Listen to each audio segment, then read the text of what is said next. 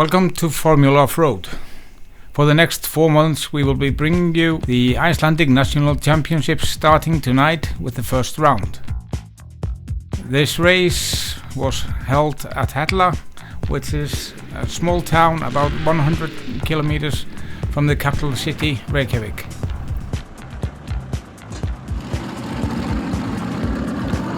The 2015 Formula Offroad season marked the 50th anniversary of this completely unique Icelandic sport. Formula Offroad came to be when a couple of Icelanders thought it would be a good idea to race against each other up a mountainside in their jeeps. The sport quickly evolved, and in the beginning of the 1990s the jeeps had over 300 horsepower and paddle tires. As the power and speed went higher, so did the safety regulations. So the cars were fitted with roll cages and the drivers had to wear helmets, racing harness and fire suit. In the early 90s the cars looked like this. They were constructed by fitting a roll cage to an old chassis and running gear, and the body was made of sheet metal. But by the beginning of the 20th century the cars had up to 800 horsepower and a space frame chassis. Each race consists of 6 courses, and each course usually ends with a big cliff. If a driver makes it all the way to the top, he is rewarded with 350 points, and the driver with the most points after the 6 courses is the winner. If a driver misses a gate or touches marker, he will get penalty points. A driver can get up to 100 penalty points in a single gate and gets 40 penalty points for reversing. There are 3 classifications in Formula Offroad. There is Unlimited class, Modified class and Street Legal class. And we're going to be showing you how they got on. Here we have the 4th place finisher, Haukur Birgisson, driving his Willys Jeep in his first Formula Offroad event, and he likes to call his Jeep Þeytingur.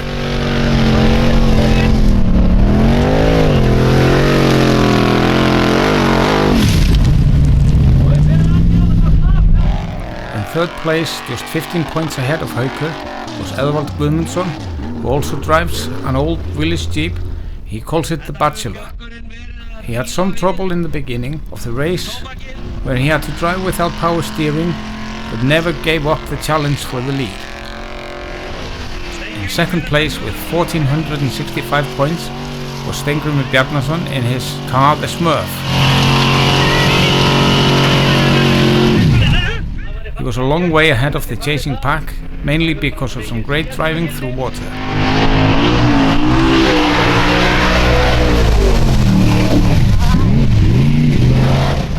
The winner in Street Legal class, some 318 points ahead of Steingrímur, was Ívar Guðmundsson, who drives Kölski.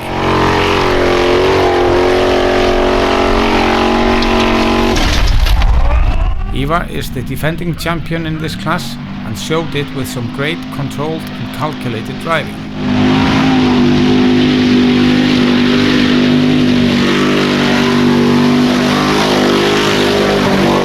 And now we move on to the other classes. Here we have the last year's champion.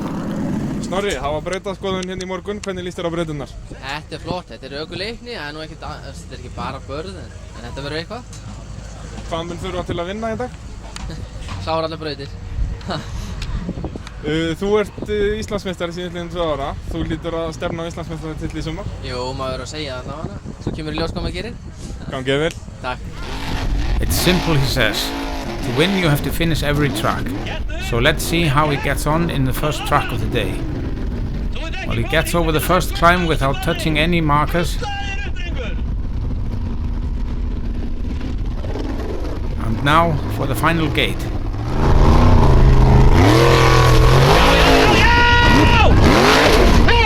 Well, that didn't quite work like Snorri planned, so he only gets 240 points.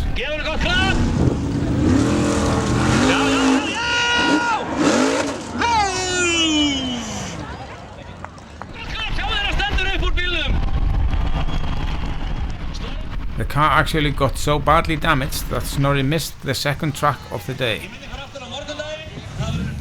Snorri, þú tókst ansi stóra veltu í fyrstu braut og skemmdi bílinn. Já, þetta var smá vesen og tók bara tíma og við náðum ekki braut nummer 2, þannig að nú er bara braut nummer 3. Og hvað er það sem að brotnaði sem að táði ykkur svona mikið? Það fóru bremsudæla og öxlar sikkur megin, sikkur á horninu. Hann lenti svo illa. Þá verður við bara að taka vel á því í braut nummer 3. Já. Next up we have Gestur Ingolson in his car, the Dream. But the Dream quickly turned into a nightmare when one of the spark plugs got loose, so Gestur only gets 50 points out of the potential 350. Next up, Magnus Sigurðsson. He drives the only non-V8 powered car in this race. His car, the Cube, has 2.4 litre Honda engine with a huge turbo. Magnus drives this course rather well and managed it without any penalties as he goes over the first climb. But after seeing what happened to Snorri, he doesn't really try to go all the way and settles for 200 points. This is Thor Þormar Pálsson in his car Spider-Man. As we can see, he had some engine problems in the first track of the day and sadly throughout the entire event.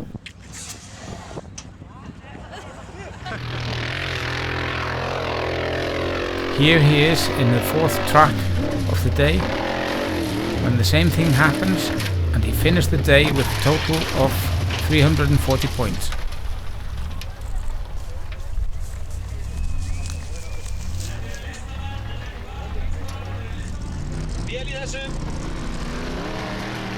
Next up is Haukur Einarsson. He also had some engine problems in the first track. And here he is in the 2nd when he breaks the front differential, ending the day with only 315 points.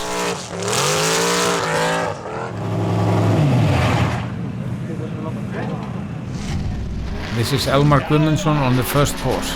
As you can see, the Icelanders give the cars quite strange names, and Elmar's is no different. He drives the farmer's daughter, but he picks up 20 minus points for driving over that marker, but then floors the car for the final gate.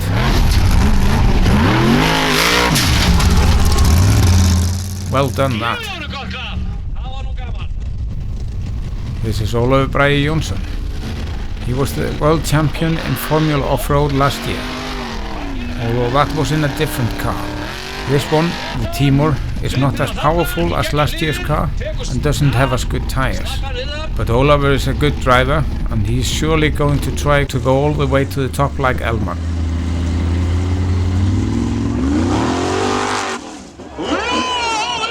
No, that's not the right way up, and Ólafur only gets 220 points.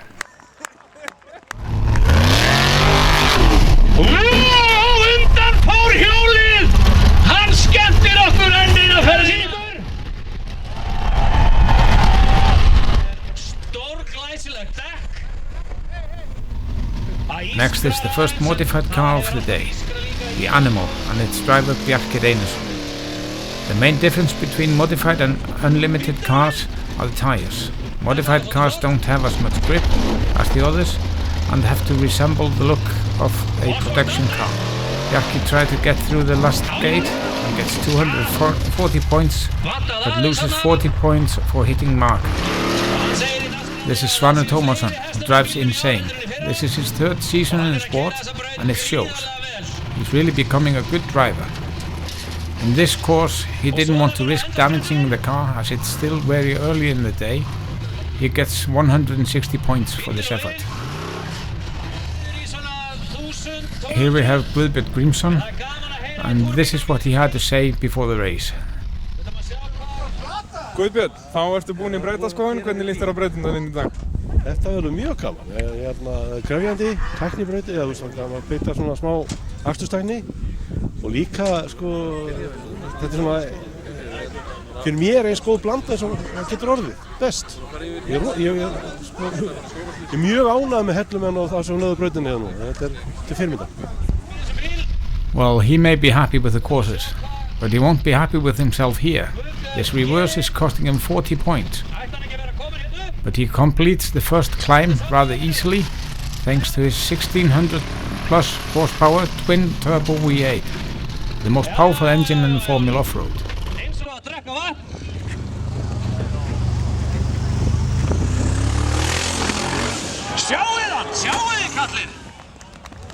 Guðbjörn gets 180 points despite the roll, and Katla Turbo Troll lives to tackle another day.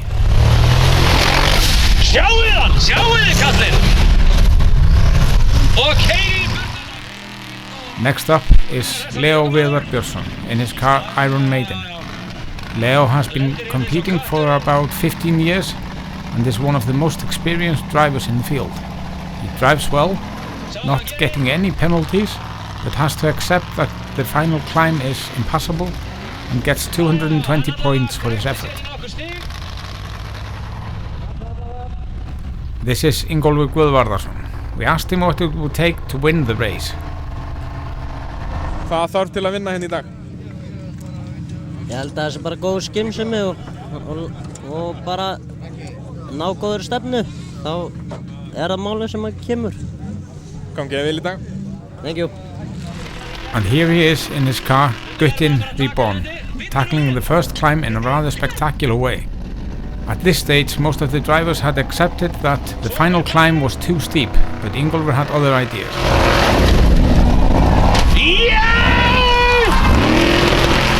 Truly amazing driving that resulted in 280 points.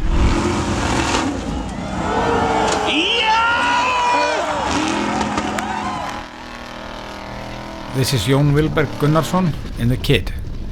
Jón was the national champion in the modified class last year and is out to defend his title.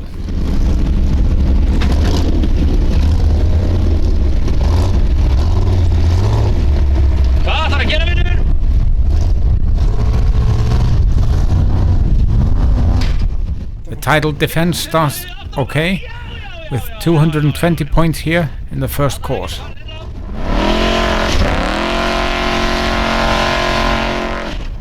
Here we have Aron Ingi Svansson in the Zombie. He drives in the modified class.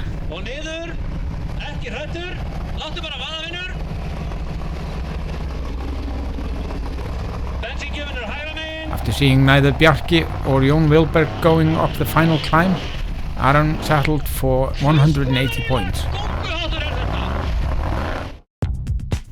Here we have the top 5 after the first course. Only 40 points separating the first and second.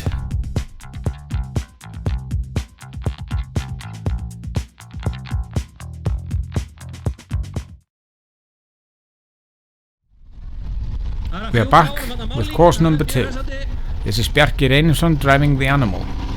In this course, the drivers had to come down a slope, make a tricky left turn and go up the cliff face. Bjarki does this really well and gets 330 points. Sjáið þið strákinn! Þvílíkur ökumaður! Jón Vilberg Gunnarsson went all the way and got 320 points, as did Aron Ingi Svansson in the battle for the modified class trophy. Sjáið þið Aron Inga! Gefur og gott klap, tekur reitt!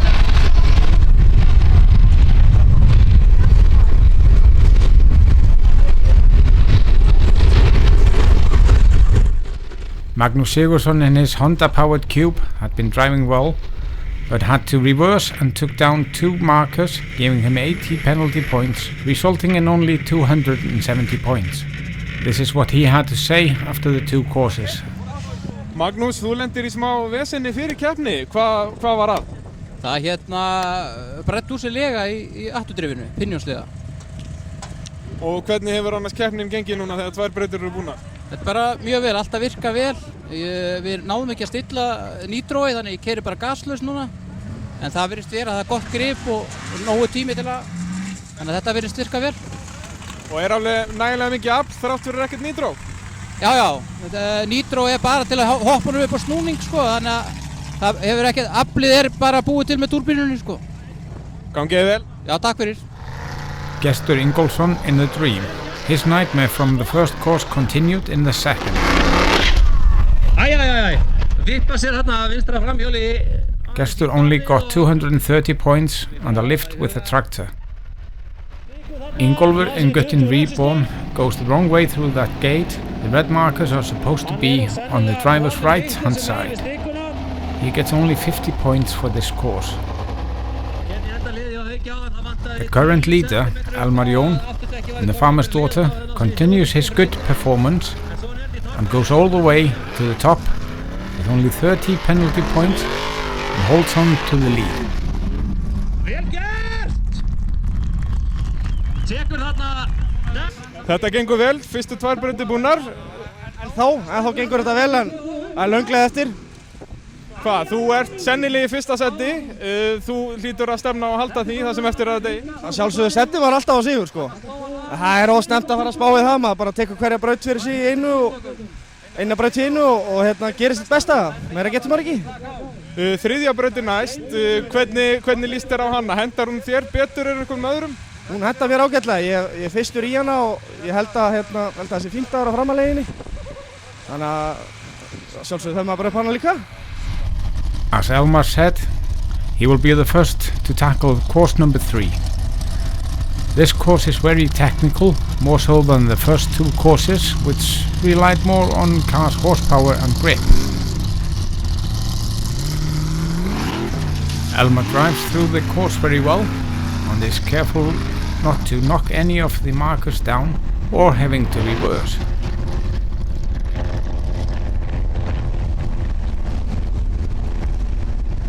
Now he has to turn back up the slope, which can be difficult in these cars.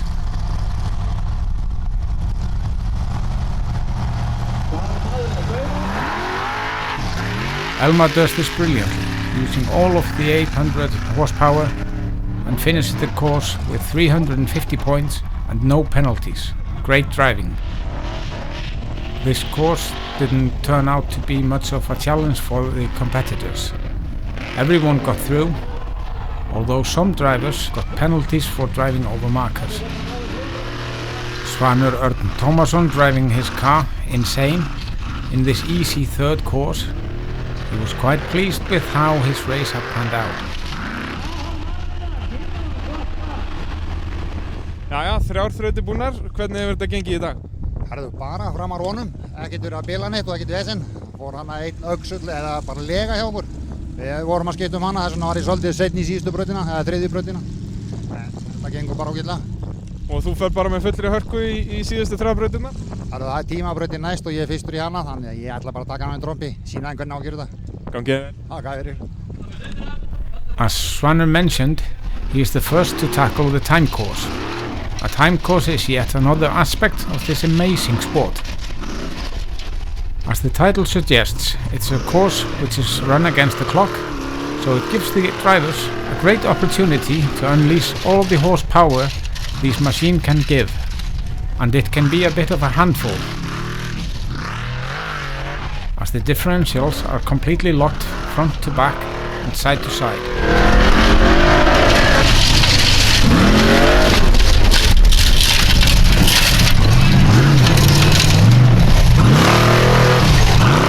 Despite this optimism, Svanur only managed to get 229 points from this course.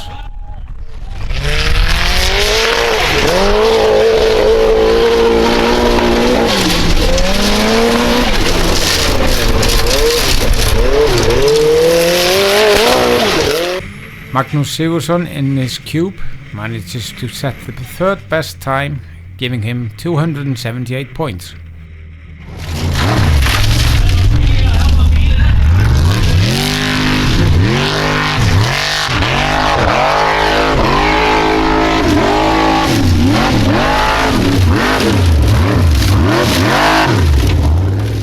The 2nd best time was set by Snorri Þór Árnason in the Choir Boy, but he had to sacrifice most of his bodywork to achieve it.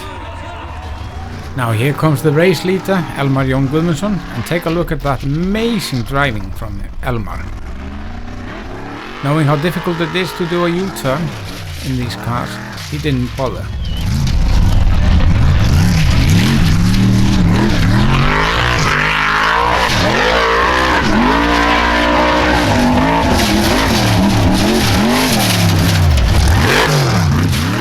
As he completed the rest of the time course in a similar style, it is no surprise to see him at the top of the timesheets, and extending his lead to 204 points over the second placed Bjarki Reynisson.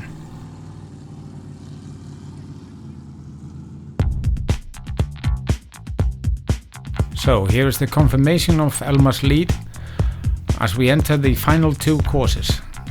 It is interesting to see how well the modified cars are doing despite not having the same grip as the unlimited cars.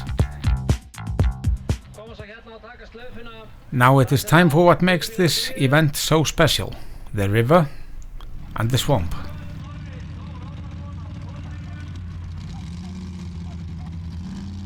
First to tackle the river is last year's champion Snorri Thor in the Choirboy. This track is also run as time course like the previous one, and Snorri is doing his absolute best to try and claw back the points that he lost missing course number 2.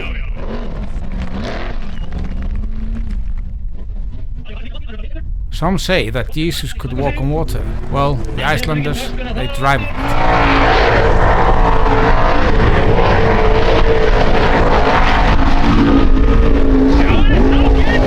Although Snorri doesn't manage to aquaplane all the way, he still got 150 points and 10 penalty points.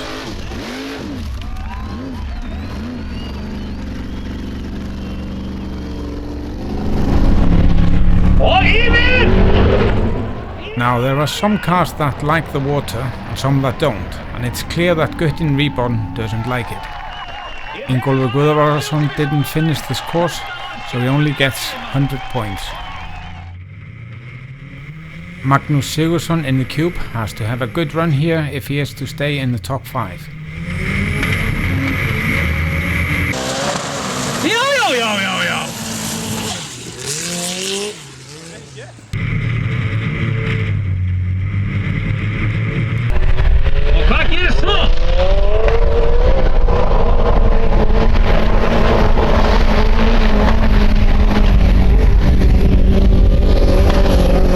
The 2.4-liter Honda engine is well protected from the water, so even though the Cube doesn't aquaplane all the way, Magnús still finishes the course with 183 points.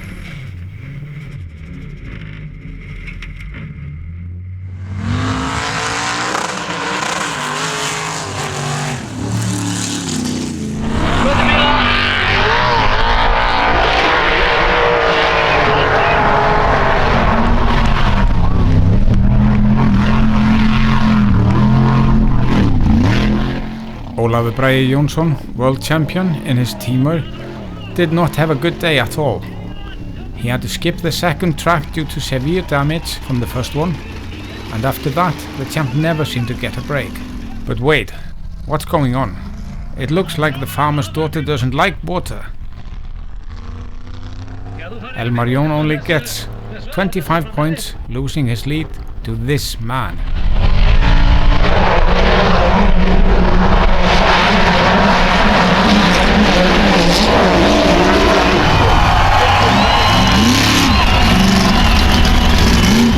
A truly awesome run from Bjarki, showing the world how it's done.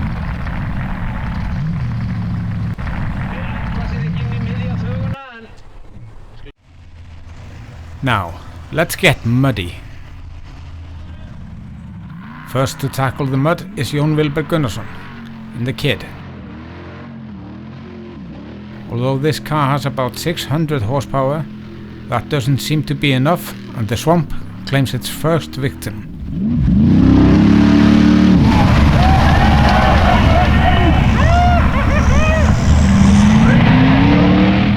Next up, Leo Viðar Björnsson in Iron Maiden.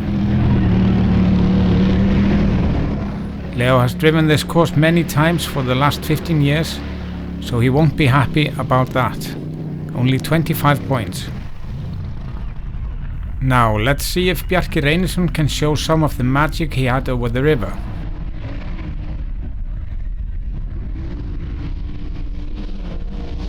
Yes, very good. Bjarki carries enough speed through the really muddy part. But in all the excitement, he can't see where he's going and misses a gate and only gets 25 points.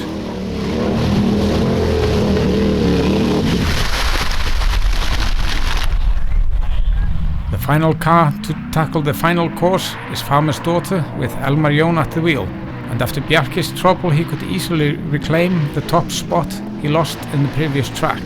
But despite these huge wings he has put on the car, just like Bjarki he can't see where he's going, misses a gate and has to settle with 40 points.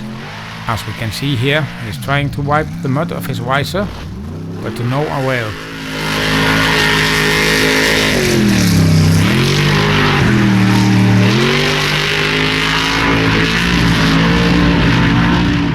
Luckily this didn't stop him from finishing the course, and he received a well-earned round of applause from the 2,000 spectators at Hella. So, a confirmation of the final result. Bjarki wins this first round of the Icelandic Formula Offroad Championship, with Elmar coming in second, but winning the Unlimited class. And unexpectedly, we see Snorri Thor there in third place, despite missing the second course. Great drive from the defending champion.